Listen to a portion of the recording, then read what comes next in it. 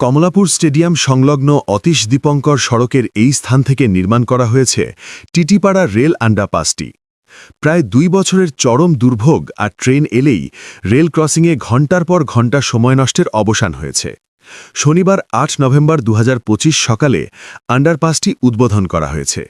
যদিও কমলাপুরমুখী রাস্তার ওপর মেট্রো রেলের স্টেশন নির্মাণের কাজ চলতে থাকায় এই আন্ডারপাসের পুরোপুরি সুফল পেতে সময় লাগবে।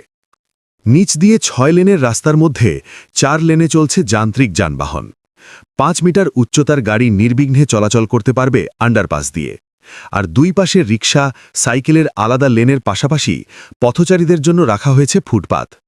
প্যাডেল চালিত যানবাহনকে যেন বেশি ঢালুতে নামতে না হয়, তার জন্য দুই পাশের লেনকে মাঝের ৪ লেনের থেকে উঁচু করা হয়েছে। এখন ওপরে রেল আর নিচে অন্যান্য যানবাহন বাধাহীনভাবে চলাচল করবে। এখন দেখতে পাচ্ছি নতুন নির্মিত রেল ভবনটি। আল্লাহ হাফিজ।